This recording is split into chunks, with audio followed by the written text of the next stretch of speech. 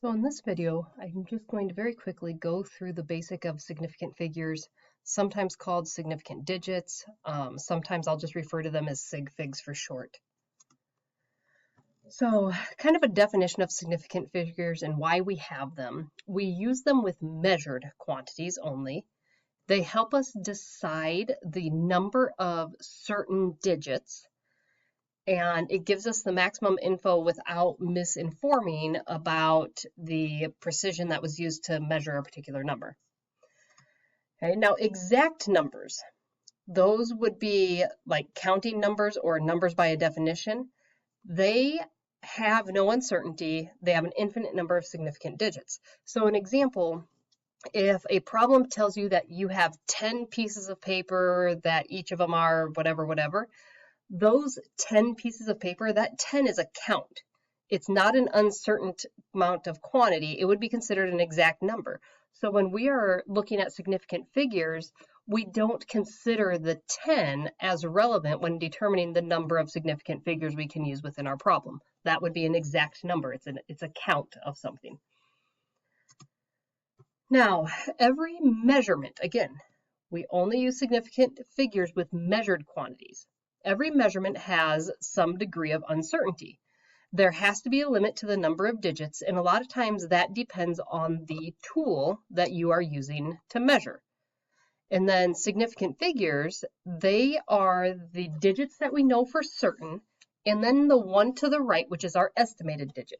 So in this example that we have here, we can see that our markings go by one. So we have 15, 16, 17, 18, 19, and then 20. Well, we can see that our mark is somewhere between 17 and 18. So our certain digits, we know we have 17 milliliters, and then the one to the right, that's our estimated. So you might estimate this, I'm going to put it at 17.7.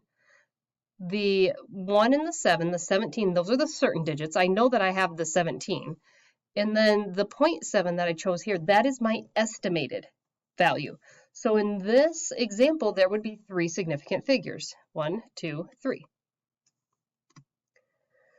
Okay, here are some other examples. Let's say this is a measurement that is given to me, 54.07 grams. These first 3 digits, those are the certain digits. And the 7, that is our estimated digit. So this measurement is going to be somewhere between 54.06 and 54.08. That's where the 7 came in for the estimation. Okay, same thing on the one down here. These first digits up here, those are the ones that we knew for certain. The 8 would have been the estimated digit. So no matter what the measurement is, you're always going to have certain digits and then one uncertain digit, one estimated value. Okay, here's another example. Slightly different graduations here on our marking, so it goes from 25 to 30. So we know our measurement is somewhere between 25 and 30 degrees Celsius. And this one was estimated to be at 27 degrees Celsius. So the 2 is our certain digit. We knew that it was in the 20s, but the 7 is our uncertain. It's our estimated digit. Okay, on this speedometer here, we can see that we are between 117 and 118. Okay, kilometers per hour. So if we had to tell what speed we are going, we get one estimated digit. So I might put it at 117.5 kilometers per hour. So the 0.5 was the estimated digit. Back up to that one. It would not be appropriate in a situation like this with the scale to say, well, I'm going to estimate it to be 117.468. The reason we would not do that is because that would imply that our measuring tool was certain up to the 0.46.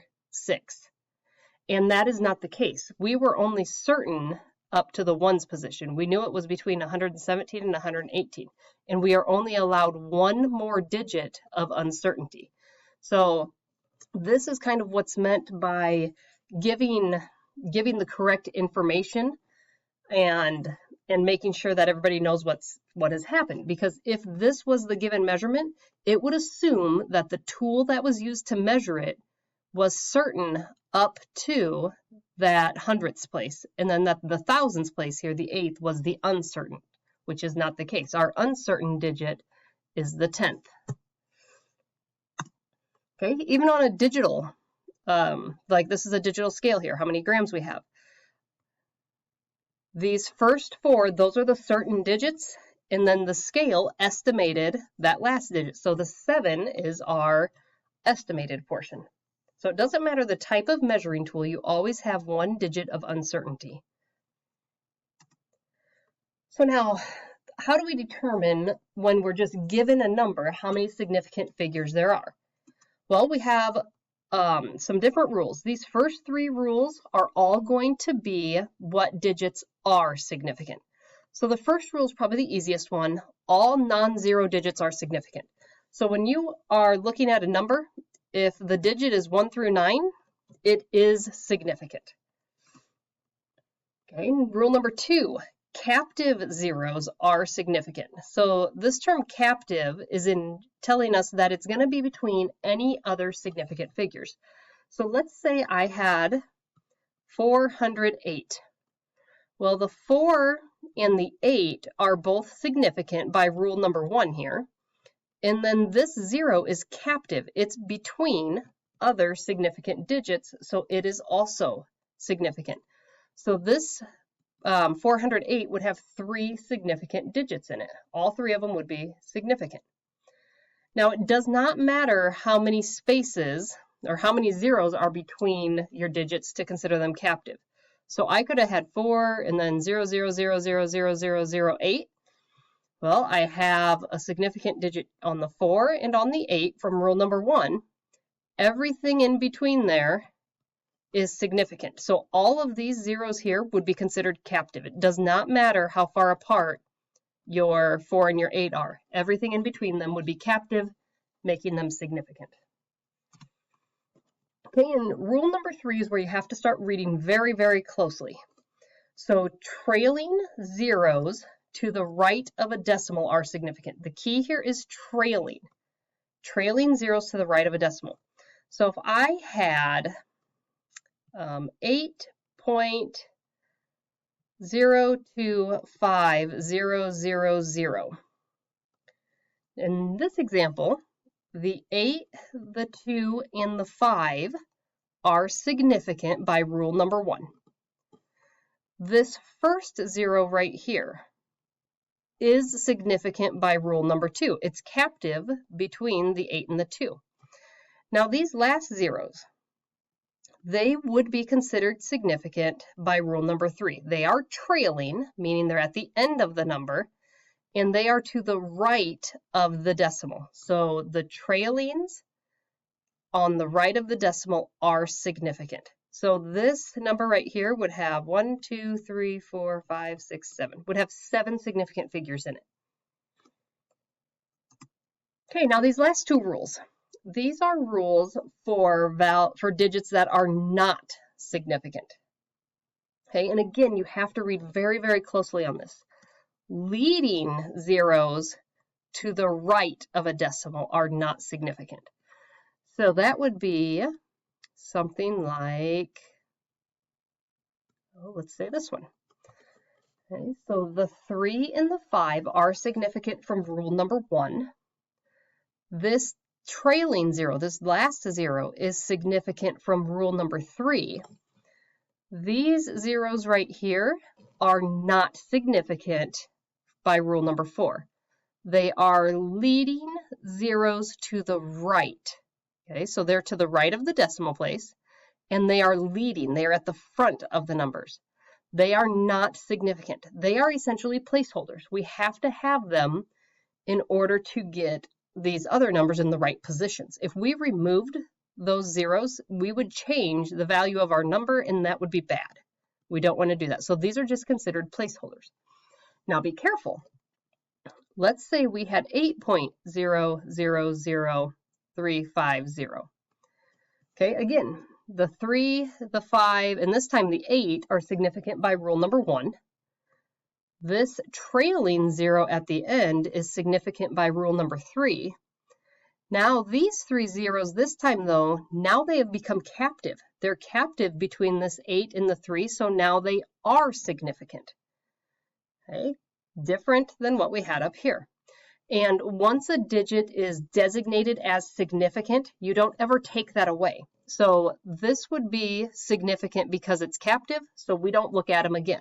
So in this example, we would have 1, 2, 3, 4, 5, 6, 7 significant figures. Up in this one that we did right here, there was only 3 significant figures. So you have to make sure that you go through all the rules, read carefully. Okay, and then rule number 5, again, this is a not significant. So trailing zeros to the left of a whole number are not significant. Okay, again, we have trailing zeros, and this time we have a whole number. So let's say I had this, 3,005,000. Okay, well, the 3 and the 5 are significant. Rule number 1. These first 2 zeros are significant by rule number 2. These last 3 are not significant by rule number 5. So this one would have 4 significant figures. Okay. Now, on occasion, you might run into a problem where you need to indicate, let's say that this 0 right here is significant. You did some computation and you need to have 5 significant figures in your final answer, so that needs to be significant. Well, if you leave your answer written like this, you only have 4 significant figures. Couple of options. You can put a bar above the 0 to indicate it is significant. If you can't figure out how to do that on your computer, you can always write the number in scientific notation. So you could do 3.0050, get that last significant 0 in there, and then do your, let's see, 10 to the 6th power. Write it that way, and now we have our 5 significant figures. So make sure that you're careful when working with these significant figures. Okay, on this last slide, go ahead and try each of these problems, pause the video, and see if you can figure out how many significant figures there are in each one of those questions. Once you have your answers, go ahead and start the video back up and I will go through them with you. So go ahead and pause right now and see if you can get the number of significant figures. Okay, on our first one here, we have 1, 2, 3, 4 of them by rule number 1, that one by rule number 2, and that one is by rule number 3. So all 6 digits in that one are significant. In our second one here, we have rule number 1 with the 3, 8, and the 9. Rule number 2 with these first 2 zeros. Now these last ones, those are trailing zeros of a whole number. That was rule number 5, I believe. So they are not significant. So in this one, we have 5 significant digits.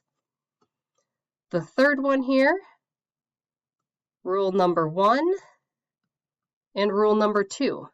So all 7 digits are significant in that one.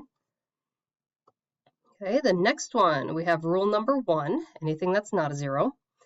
And then these are leading zeros to the right of a decimal are not significant. I think that was rule number 4. So this one only has 3. Okay, here's one that's written in scientific notation. All of them are significant. So we have 4 significant digits. And our last one here, you'll see the bar above that 0. That indicates that that is a significant digit. So by rule number 1, I have the 4 and the 3. And then by the mark, I have that 0. So by rule number 2, I have 2 captive zeros there. So this one has 5 significant figures. Okay, it takes a little bit of practice to get used to them and to get, familiar with all the rules, but keep working at it and eventually you should be okay.